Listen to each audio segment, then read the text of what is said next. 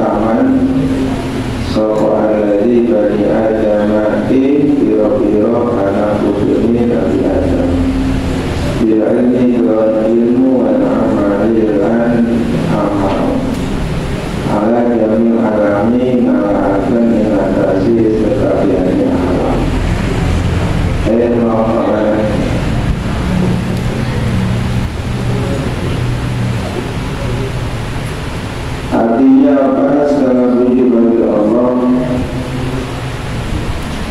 Coba kalian ingat gak, kunci itu ada berapa dulu disampaikan? Ada 4. Ingat gak? 4.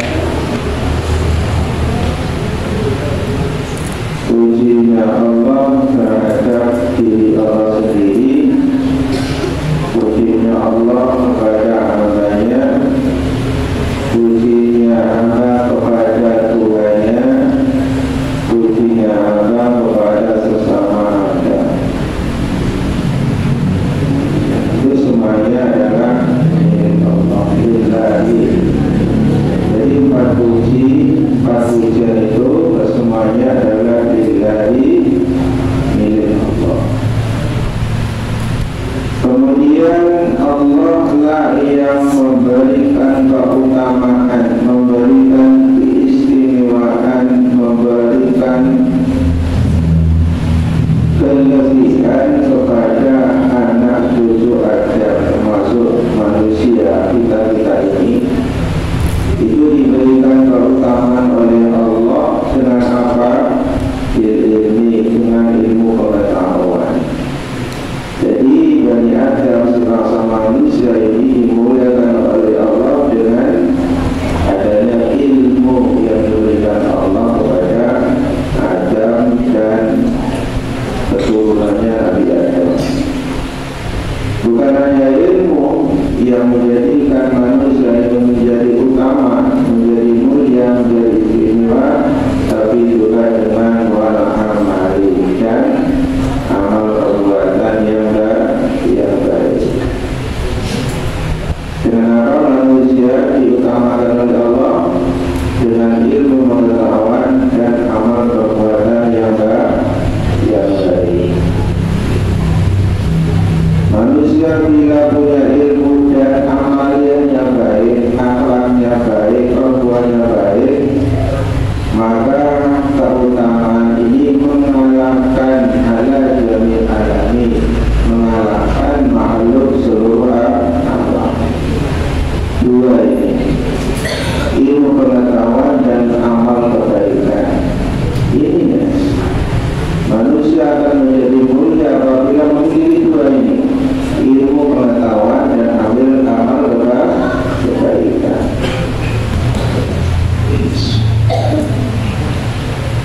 Wassalatu utai Muhammad wassalamu ala keselamatan ikhwalasi ikhwala Muhammadin.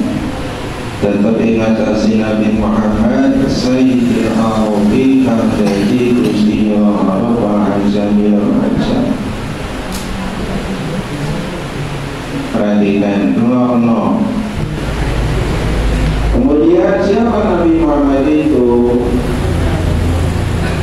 Sayyidil Arabi. Sayyid itu dimaknai adalah pemimpin, gusti.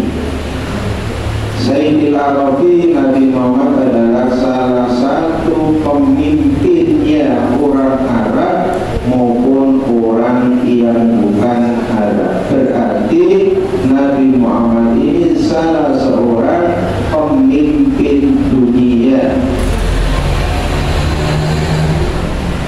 pemimpin manusia yang ada di atas bumi ini. Bukan hanya orang Arab, tapi semua orang di luar Arab. Apa kesimpulannya? Tadi bahwasanya Nabi Muhammad adalah salah seorang pemimpin dunia, bahkan pemimpin akhirat. Di dunia Nabi Muhammad menjadi pemimpin, terlebih besok di akhirat Nabi Muhammad pun menjadi pemimpin manusia yang berada di tengah-tengah padang mahsyar. Semua itu mencari Nabi Muhammad untuk mendapatkan apa? Mendapatkan syafaat pertolongan.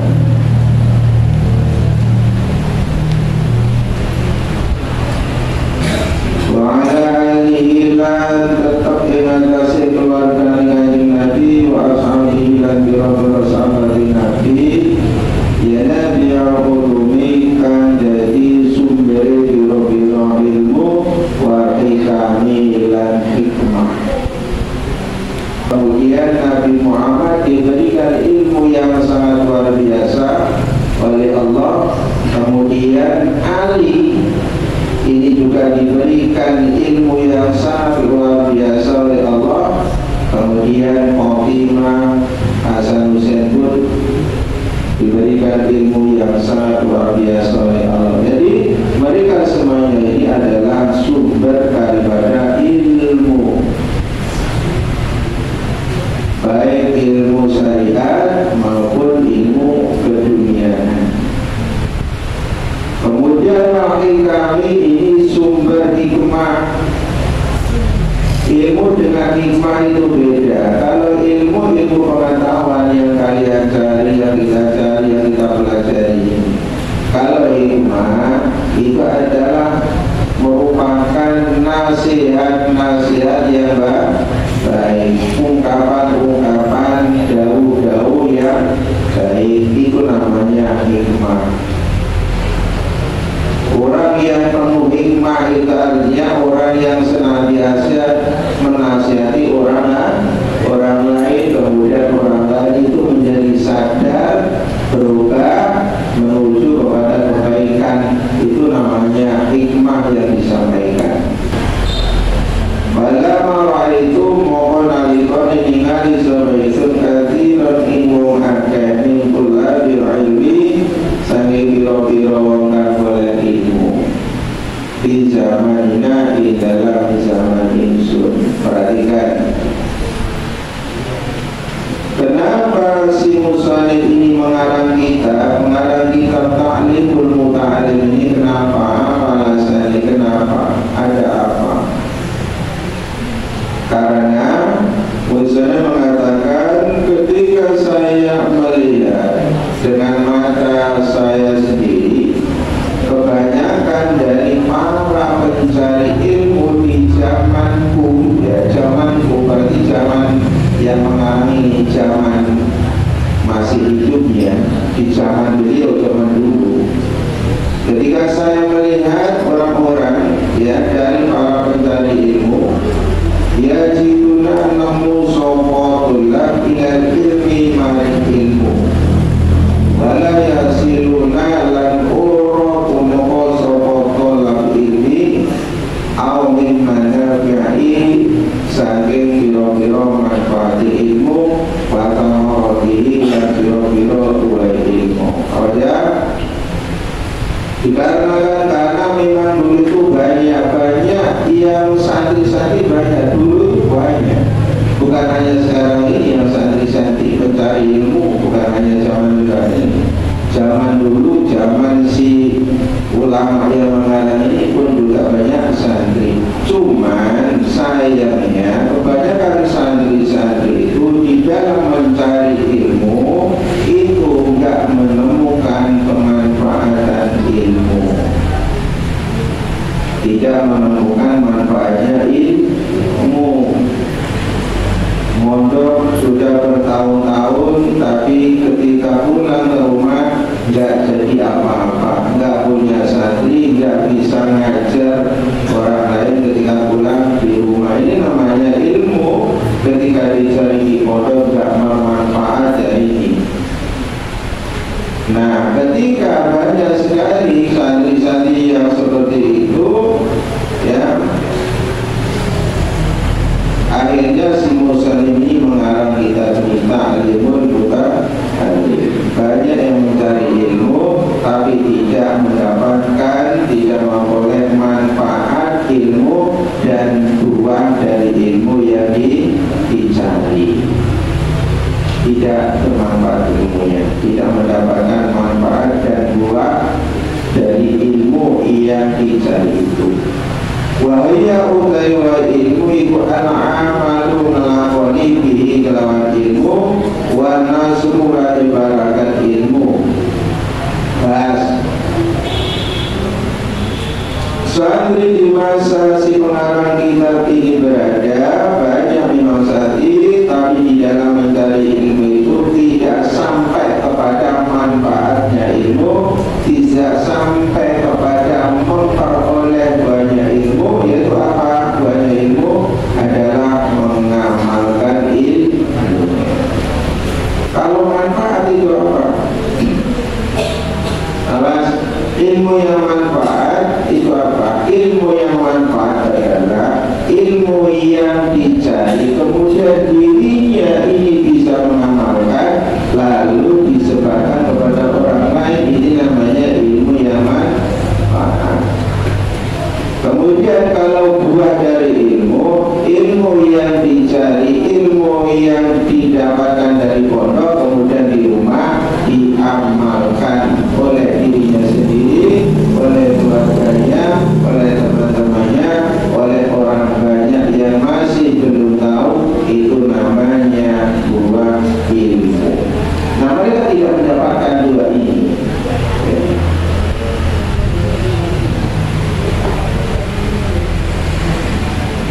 Kenapa demikian? Kenapa tidak mendapatkan manfaat ilmu, tidak bisa mendapatkan buah dari ilmu, tidak bisa mengamalkan ilmunya?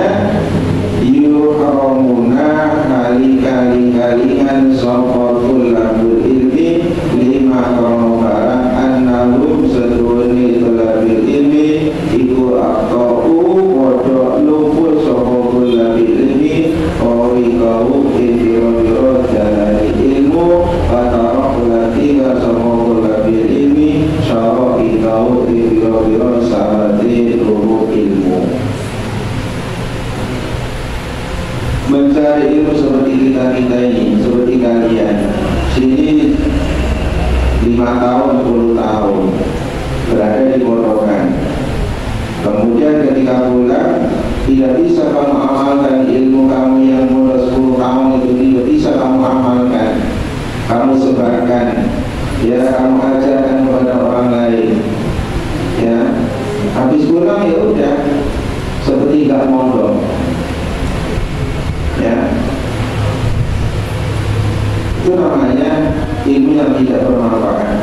Kenapa demikian? Karena di dalam mencari ilmu itu akhtau toro'ikahu, salah di dalam pencapaiannya, salah di dalam mendapatkannya, salah di dalam bagaimana cara mendapatkan ilmu yang bermanfaat, salah jalan, salah di dalam bagaimana cara ilmu ini bisa bermanfaat, kemudian saya pahami, saya kuasai, kemudian bermanfaat di kemudian hari. Ini enggak sesuai jalan ke arah situ, luput.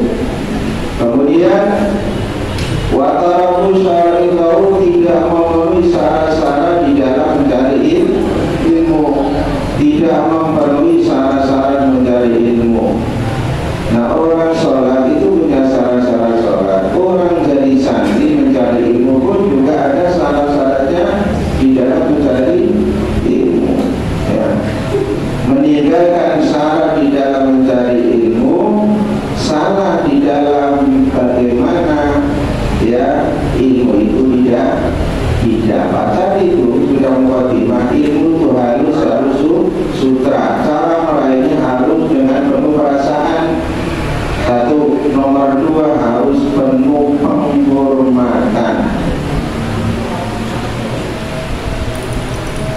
itu terhormat. Cara mencarinya, cara mendapatnya harus juga satu, penuh perasaan, dua, harus penuh penghormatan.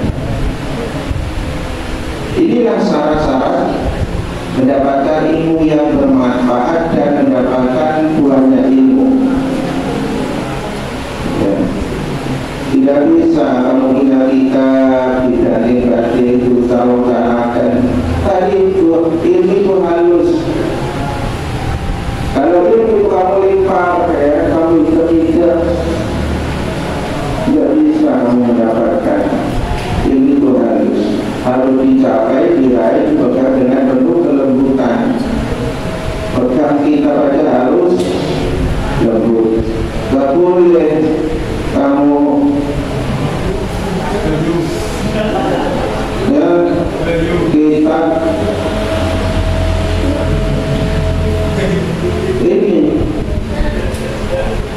ini meninggalkan syarat demi untuk mendapatkan ilmu manfaat dan ilmu itu salah jalan.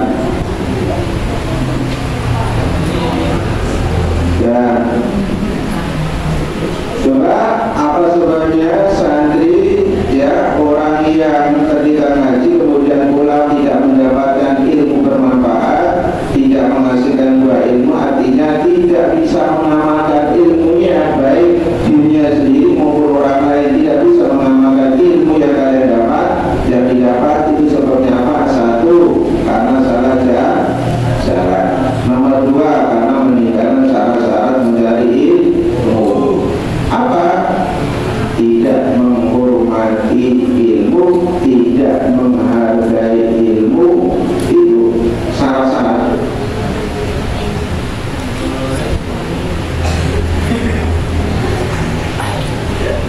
Ya, ilmu dipikirkan itu namanya tidak menghargai ilmu.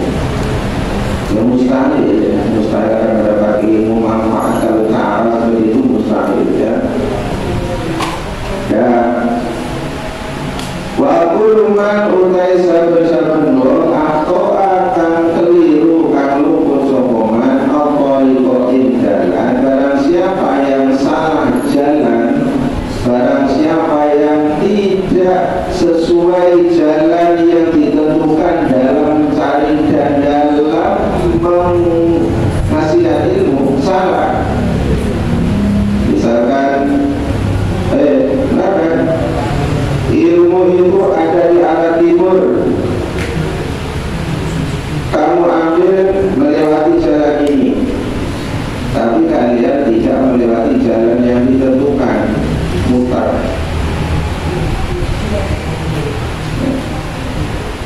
Barang siapa yang jalan-jalan, barang siapa yang salah jalan di dalam mendapatkan ilmu, dolah, maka dolah mokok kesasar betul. Barang siapa yang mendapatkan, barang siapa yang mengambil ilmu tapi melalui jalan yang salah, maka dia akan tersesat. Ilmu itu jalan timur, jalan ke timur, pasti kamu akan mendapatkan ilmu. Tapi kamu tidak melalui jalan yang ada yang ditentukan, berbolong-bolong, kesasar.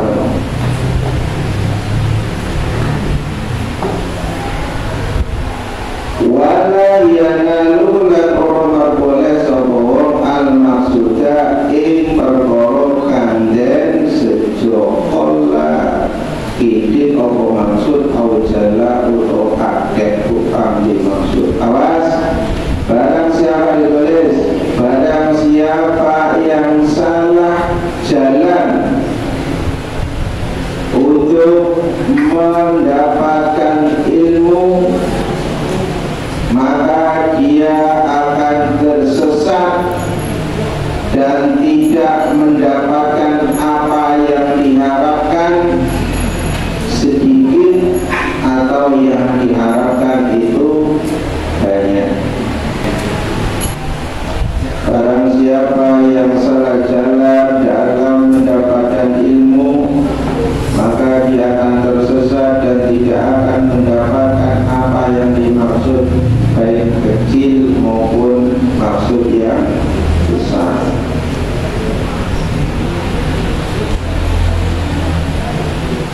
jadi santri tujuannya apa sih?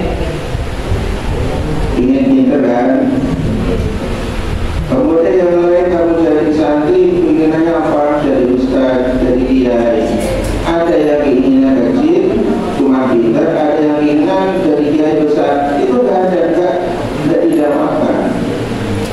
Cita-cita kamu bahagia kecil atau yang besar itu gak dapat didapatkan. Ya, karena salah jalan di dalam kita mencari pokok modal itu tadi. Ilmu itu modal. Dengan ilmu kalian akan mendapatkan sesuatu yang berharga. Ilmu itu modal. Seperti Ustaz bisa ngomong itu karena ada modal ilmu. Walaupun toh ilmu ngomong, tapi yang diomongkan itu perihal ilmu. Oh ya? Yes. Aratu marbaman sobaisun wa abatulan depan sobaisun aku kayunya ini kau persilakan jelasan sobaisun lalu maling olap atau lalu maling mau akeh atau maling mau ambil ilmu tariqat ta'alumi indalani belajar alama yang tersebar itu kami sobaisun bil kutubi dalam biro-biro kita. Dan terakhir kemudian diterangkan wa aratu wa ahbabtu an ubayyina lahum tariqat ta'alumi ala ma ra'aitu fil kutubi.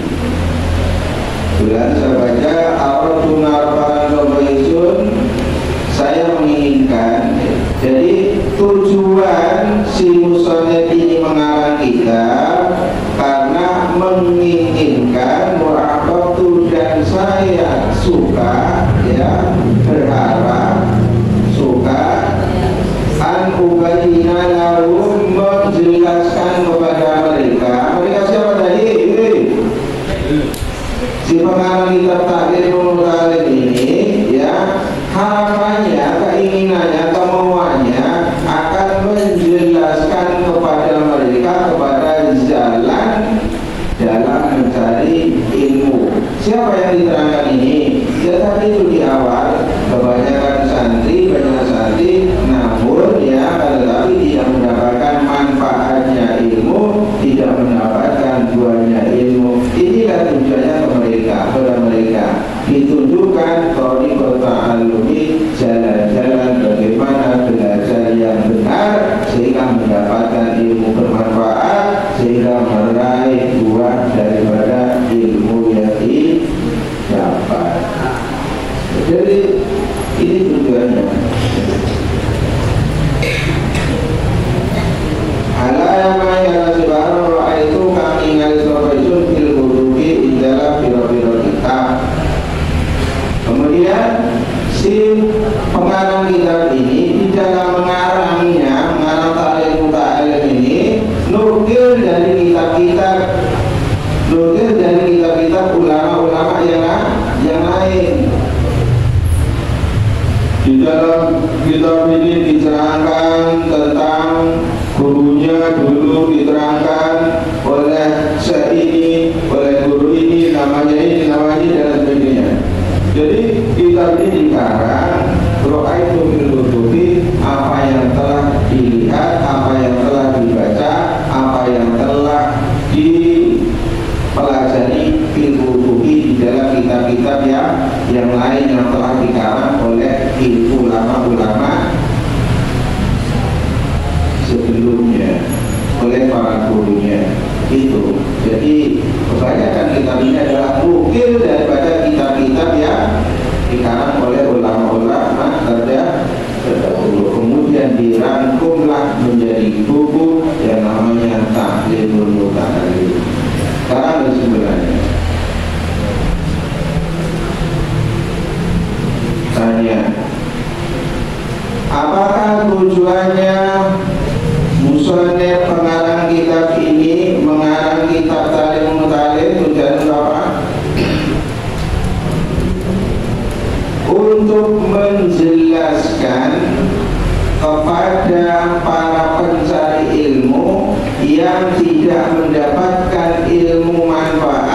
yang tidak mendapatkan buah